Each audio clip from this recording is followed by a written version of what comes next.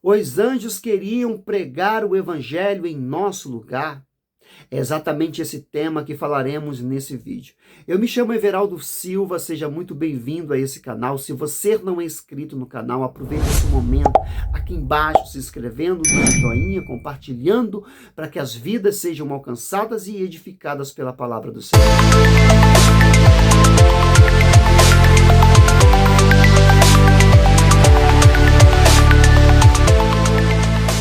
Os anjos queriam pregar o evangelho em nosso lugar.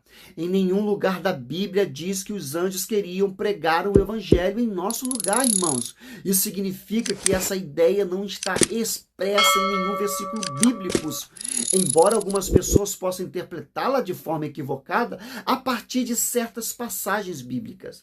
Especialmente essa interpretação errônea, geralmente ela foi sugerida de uma forma, de uma leitura superficial, a partir de 1 Pedro 1, versículo 12, que diz: aquele foi revelado, que não para si mesmo, mas para vós, eles ministravam essas coisas que agora vos foram anunciadas por aqueles que vos pregaram o evangelho pelo Espírito Santo enviado do céu, para quais os anjos desejam percutar, queridos. No entanto, é fácil perceber que o texto não sugere que os anjos queriam pregar o evangelho no lugar dos homens. Não, não. Em vez disso, ele destaca um profundo interesse dos anjos em compreender os ministérios da salvação que Deus revelou aos seus homens na terra, ou aos seres humanos na terra. Os anjos queriam pregar o evangelho em nosso lugar? Não, não. No texto de 1 Pedro, o apóstolo Pedro enfatiza o privilégio concedido aos crentes quanto à bênção, a respeito da redenção através de Cristo Jesus. Primeiro, ele menciona que os profetas do Antigo Testamento serviram não a si mesmo, mas às gerações futuras, ao falar das coisas que agora foram anunciadas pelo Evangelho. Essa mensagem foi pregada pelo Espírito Santo, enviada do céu, queridos, indicando a continuidade da ação divina, desde os profetas até os apóstolos e os pregadores do Novo Testamento. Em outras palavras, Pedro estabelece um paralelo entre os profetas do Antigo Testamento e os pregadores do Novo Testamento, mostrando a unidade das Escrituras e a continuidade da revelação divina. Os profetas serviram às gerações futuras, profetizando sobre os sofrimentos e glórias de Cristo.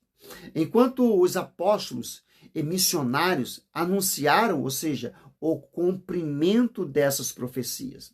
Em segundo lugar, Pedro destaca que até mesmo os anjos anseiam em percutar essas coisas. O verbo grego usado aqui é traduzido como percutar, implica em se inclinar atentamente, como alguém que se debruça, que se estica o pescoço para observar algo de grande interesse. O propósito de Pedro é demonstrar que os anjos estão profundamente interessados em entender a sabedoria de Deus manifestada na salvação dos homens, irmãos. Os anjos são seres celestiais criados por Deus, que não experimentaram a redenção como os homens. Eles não reconhecem, ou seja, eles não têm por experiência, uma experiência própria, o que significa ser salvo pela graça mediante a fé em Cristo Jesus. Por isso, eles desejam percutar e entender a obra redentora de Deus na vida dos homens, irmãos, entende? O apóstolo Paulo também aborda esse tema em Efésios 3:10, afirmando que pela graça a multiforme sabedoria de Deus se torne conhecida agora dos principados e potestades nos lugares celestiais. Isso indica que através da redenção operada em nós, os anjos contemplam a grandeza do plano divino. A responsabilidade, irmãos, de pregar o evangelho é dos homem, não dos anjos. A Bíblia mostra que a responsabilidade de proclamar o evangelho foi dada aos seres humanos. Jesus comissionou seus discípulos dizendo: ide por todo o mundo, pregai o evangelho a toda criatura. Marcos 16:15. Lembra? Embora os anjos sejam, entenda isso, mensageiro de Deus, e eles foram atuados em momentos específicos, lembram?